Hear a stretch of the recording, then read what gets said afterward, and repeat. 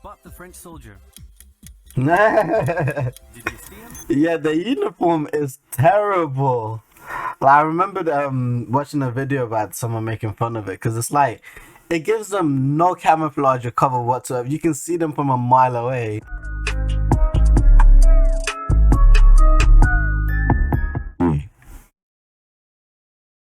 Don't you dare do that. Are you taking deep breaths like this is like a job you hate and you have to prepare yourself for mentally? Don't do that because we love this job. This is what Move, stop touching me. What's wrong with you? What's wrong with you? Professionalism, man. Professionalism. Spell it. Unorthodox reaction. Spell professionalism. Pro. Professionalism. Unorthodox reaction. Have you started it? Unorthodox intro. You snake. Welcome back, guys. Welcome back, guys, to another Unorthodox Reactions. Code we are open, back again. Of course. I don't think I said code open in a minute. Yeah, you haven't. Videos. You joke, man. We are back again with, you guessed it, a reaction. Overly this time we simplified. Oversimplified. You know, for the newcomers, they don't know that this is. So can you, like, okay? This time we are reacting to. Oversimplified. World War One. No, it says WW1. WWE.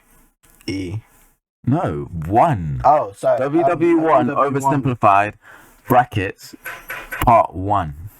Well, no need to freaking plosive the hell out the mic. What's wrong with you? Sorry. Alright, wait.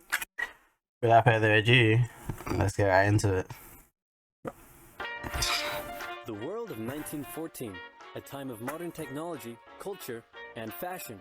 Truly the height of civilization. Let's have a war. Everyone in fashion. Truly the height. I thought that was his legs for a second. You're a joke. You're an absolute joke. I knew you would think that as well. Let's have a war. Everyone knew a big war was coming. France wanted some stuff back that Germany had taken from it. Germany wanted to take more of everyone's stuff, and they were building a big sexy navy that was making... Bro, it's crazy. I think this was his very first video on this channel, and you can definitely hear from the audio quality of this one and the ones that we've watched, the later ones. What, like ours, isn't it? Yeah. So hopefully we're gonna get to we sound as good as him someday. Uncomfortable. These two empires thought they were really cool, but lots of different people who lived there didn't think it was so cool. And some of them had even been declaring independence with help from Russia. Everyone was talking about each other behind each other's backs, throw in the fact that military technology had come a long way since the last major war, and suddenly everyone was pretty eager to beat each other up. In this area of Austria-Hungary lived some Serbs and Bosnians who hated living in Austria-Hungary. So the Austro-Hungarian Archduke Franz Ferdinand goes there for a nice drive in an open-top car with his car's route published in advance. And that went just about as well as you'd expect. Some assassins were waiting for him along the way and threw bombs at his car, but they missed and Oh, I just realized this is World War One, isn't it? Yeah. I was watching a Legends of Tomorrow episode on this like the other day, so it's funny that they're mentioning this now. Officers behind him instead. So the Archduke goes into hiding, leaves Sarajevo, and the whole war never happens. Nah. No, the Archduke doesn't leave, but instead goes back out in the open-top car to visit the injured officers in hospital. The driver takes a wrong turn and by sheer coincidence gets stuck beside one of the failed assassins, who shoots him. Austria-Hungary is understandably pissed about all this, and they think the Serbian government had something to do with it, which they might have. So they go to their ally Germany and say, hey Germany, we're going to declare war on Serbia, and Germany is all for that. So Austria-Hungary send a big list of impossible demands to Serbia, and when Serbia refuses, they declare war. Austria-Hungary and Germany are friends, and Serbia is protected by Russia, who's friends with France, so they all declare war on each other. Montenegro joins in too. France and Britain also have a kind of alliance, so when France says, hey Britain, you got my back, Britain is like, no. Maybe. Yeah, why They not? decide to stay out of it, which is great for Germany because Germany has a plan. They know that Russia is so big and clumsy that it will take them a while to get ready for war. So with this guy in charge, Germany will send all its troops into France at lightning speed while Russia's getting ready, defeat France, then move all the troops to Russia and defeat Russia, and then we all speak German and eat Pfefferpottast every day. Just one problem. France has loads of forts and defenses along its German border, and Germany can't waste any time fighting them, so Germany decides to go around them. Belgium is neutral, but Germany wants to march 750,000 troops through it to get around France's defenses. They're hoping Belgium will just kind of sit down and shut up, but they don't. They fight back. And they're pretty good too, so they slow the Germans down. Yeah. What's worse is that You know, when you're fighting on two fronts, I seriously doubt the best course of action is to make it three fronts. Like, this doesn't seem very smart. It's not ideal, is it? Britain shows up, and they're pretty pissed that Germany's invading neutral countries. So Yeah. now Britain declares war on Germany. Now that's four So fronts. Germany push on through Belgium and commit some atrocities along the way. They also Dang. wear spikes and sometimes skulls on their uniform. So if you're trying to not look like the bad guys, good job. The Allies have a propaganda extravaganza, and this starts having an influence around the world, notably in America. The US President Woodrow Wilson sees himself as a bit of a Jesus figure, and spends most of the war trying to get everyone to just hug it out. But there's also a large population of ethnic Germans living in the United States, and when the war first broke out, they were like, yay, Germany. But now that they're committing atrocities in Belgium, they're less enthusiastic. Let's play Spot the French Soldier. Did you see him? Yeah, the uniform is terrible. Like, I remembered watching a video about someone making fun of it, because it's like, it gives them no camouflage or cover whatsoever. You can see them from a mile away. No, if they're in the sea. It's still bright as hell. Like, they can see them from a mile away. Easy, right? He's wearing a bright blue Look uniform at that. with red trousers. And do you know who else spotted him easily too? The Germans. So when the French were slowly marching in columns through the countryside, the Germans easily tore them to shreds with their giant guns. All the nations involved Freaking in this don't war even need went the in with an binoculars. old-school war mentality, and all of them had to update their uniforms and tactics a lot during the Great War. Because this war was going to be like nothing anyone had ever seen before.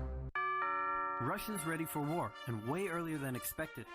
Hey, Austria-Hungary, can you get on top of that? Oh yeah, sure, we've got this. Nope. So Germany sends some troops back to the east to defend against the Russians. The chief of staff of the Austro-Hungarian army is this guy, and although he is handsome, he turns out not to be the best military strategist. Austria-Hungary constantly ignores Germany's advice, and then comes running back to Germany whenever they get in trouble. Austria-Hungary even gets its ass kicked by tiny Serbia, who repels all their invasion attempts at the start of the war. Why It's did better news for Serbia Germany start in the north, invading? where they almost completely wipe out the Russian Second Army. Back on the Western Front, the Germans continue advancing and are in sight of Paris. Oh. At this point, anyone would be forgiven for thinking the Germans were going to get that quick victory after all, but then things start to go wrong. The French commander-in-chief knew something had to be done, and he ordered his armies to stop retreating. In the resulting battle, a gap opened up in the German lines. If a gap opens up, the enemy can use it to flank you from the side and behind. So the German armies have to retreat. The Allies launch a counterattack, so the Germans dig into defensive positions. The Allies do the same. Then both sides move north, trying to outflank each other along the way. When they It looks like they're all playing, what's the game called? Freaking... Go I on. can't remember the There's name a now. stalemate with trench systems running the whole way from the coast to Switzerland, the beginning of trench warfare on the Western Front.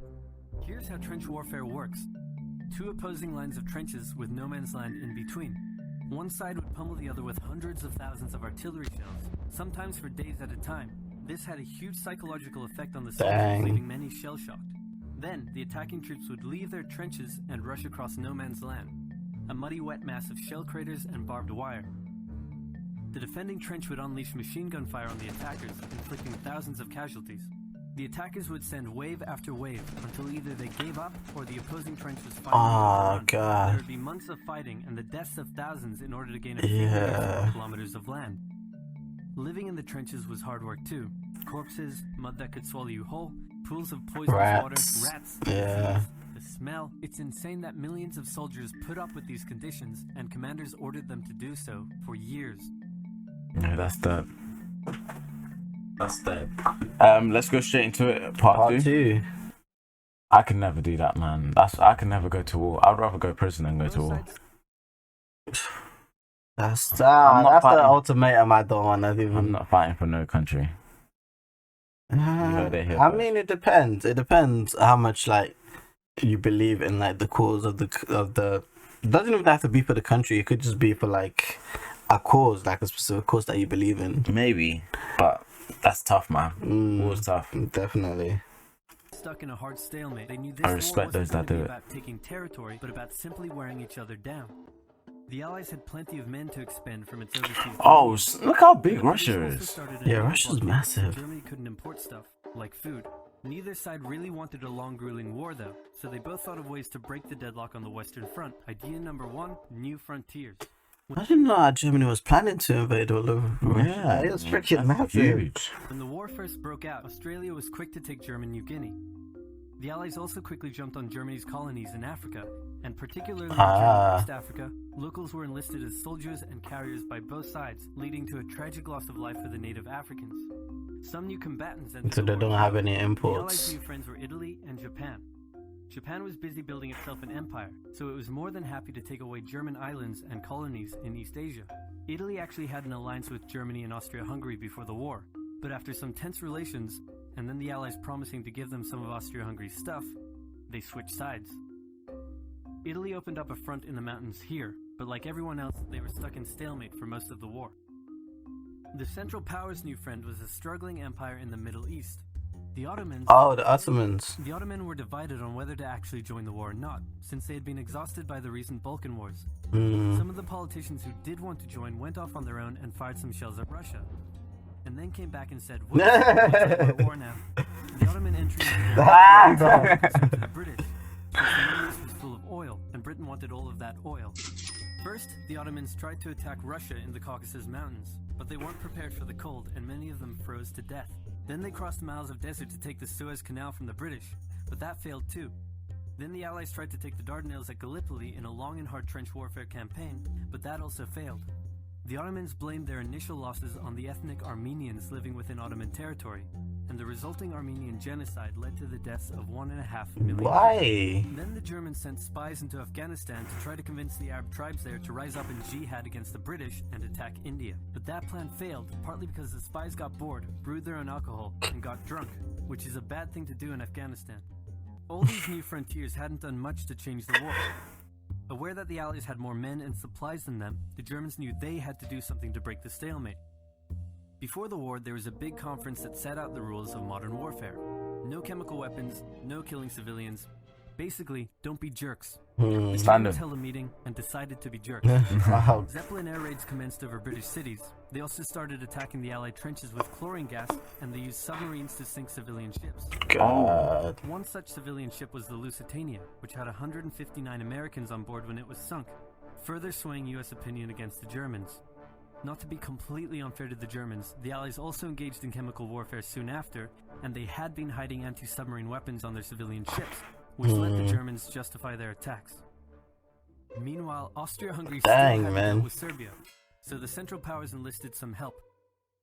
Bulgaria wished it was bigger and was still bitter about losing the Second Balkan War. The Central Powers promised to make all of Bulgaria's wildest dreams come true if they helped, so they signed on, and together they knocked out Serbia. The Serbian troops retreated through Albania, which was neutral but had some ties to Austria-Hungary. So Austria-Hungary entered Albania in a friendly invasion to chase down the Serbians, many of whom escaped by sea. It's 1916. Okay, where did they go then? Serbians, many of whom escaped by sea. Escape by sea. It's To where? 1916, and a lot is happening. As if they didn't have enough enemies already, Germany added one more to the list. Portugal had been getting a bit chummy with the Allies behind the scenes, and Germany didn't like that one bit. Around the same time, the only sea battle of the war happened. Both sides had a new powerful class of battleships called dreadnoughts, but they were so expensive to build that neither side wanted to risk losing them in a battle, so they kept them in port, except for one time when they had a big fight and a bunch of them got damaged, so they didn't try that again. The UK started conscripting men to the... It's like trying to friggin' use like your collectible action figures. Yeah, they're like, nah, I'm not there. No chance. So they had plenty of reserves, which is just as well because the Western Front was about to get brutal. The longest and one of the bloodiest battles of the war started when the Germans launched an attack around the French city of Verdun. The French defended it desperately, leading to hundreds of thousands of casualties. Under pressure, the French called on its allies to do something to draw the Germans' attention away, so the British started their own long and brutal fight, the Battle of the Somme, with 60,000 British casualties on just the first day. Those are the holes they Also take. hear that the British first used one crazy brand new piece of sci-fi technology. Tanks. The Russians had been getting pushed back further and further into their own territory, but in response to the French call for help, they began a huge offensive, and did really well until they ran out of supplies and got stuck. Seeing how well the Russians had been doing, Romania decided now would be a great time to jump in and win the war, and then they got pounded. Oh, The snap. Greeks were fighting amongst That themselves about whether to backfired. join the war or not. The king liked the Central Powers, while the Prime Minister wanted to join the Allies. After a brief national schism, during which the country split into two, the king finally abdicated and the country reunited. With Allied help, they began a new offensive. In the Middle East, Russia was pushing into Ottoman territory from the north. The British had also made a landing in Mesopotamia to protect Persia's oil fields. From the north. The British had also made a landing in Mesopotamia to protect Persia's oil fields, and they had also sent a small army up the Tigris River to try to take Baghdad, but the army got sieged in the town of Kut along the way, and eventually surrendered. A new offensive was launched from the south with all-out desert warfare. The offensive was aided by one famous British officer, better known as Lawrence of Arabia. Oh, I love Lawrence of Arabia. Ottoman supply line. I don't condone his actions. I'm just saying I love the mythology around him. Who is he? Lawrence of Arabia. Don't know. It's kind of just been like a fictional character that, well, a real person, but like that's kind of portrayed in fiction as like a great character. A war hero. Yeah. By the time 1917 rolled around, everyone was exhausted. There were mutinies in the French army, the German populace was starving, and the war had drained all of Russia's supplies. There was no clear winner, and it was still anyone's war. The only question now was, who was going to break first? And the answer was Russia. Tired of not eating, and mad that a crazy magic homeless guy was... Okay, wait, can we go back to that map? The answer was Russia. Tired of... So, okay.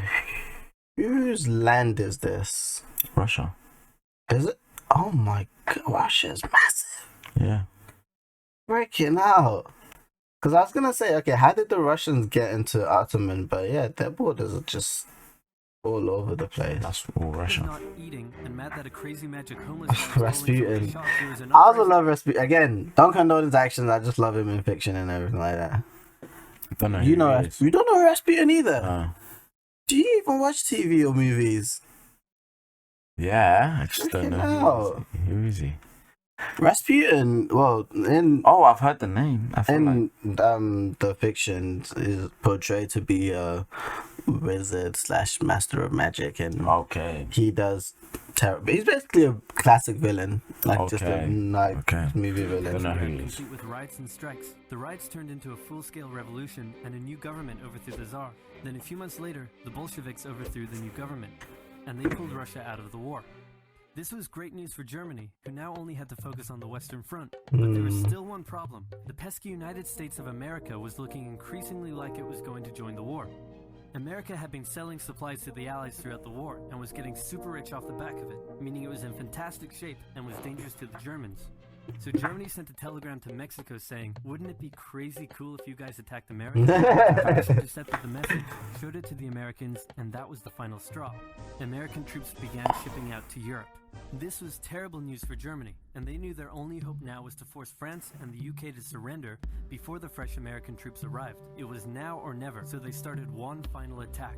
They converged their troops and hit hard at the Somme to push the Allies back. They hit a second time further north, then again and again. With each hit, the Germans were spending more and more resources, while the Allies were getting better and better at repelling their attacks. By the fifth punch, the Allies held the line and even pushed back. With American troops now arriving in larger numbers, the Allies launched a counterattack, and that was it. The Central Powers were being pushed back on all fronts. Dang. Bulgaria collapsed first, followed by the Ottoman Empire, then Austria-Hungary, and finally on November 11th, 1918, at 11 o'clock, Germany surrendered. At the peace treaty, Germany was forced to reduce its military, accept war guilt, and pay the bill for the war. After indescribable suffering and millions dead, the world learned its lesson and never had such an awful war again. That's messed up. 20 years. Dang. Bro, war is actually so crazy, you know? Yeah, it's dumb. Wow. What is it good for? Absolutely nothing. Sing it again. Sing with me. Good God. Wow. You all. So I'm doing the rush hour version. Anyway. You always have to just be annoying with everything, don't you? You can't just let it be. Let it go, let it go. Like, comment, subscribe, notification bell, all the good stuff. Thank you for checking in with us. We've been on Unorthodox Reaction. If you're still watching, we appreciate you. If you left early, we still appreciate it regardless. Don't forget, comment, reaction, suggestions below. If you're not Unorthodox Reaction, make sure you look after your loved ones. In a bit.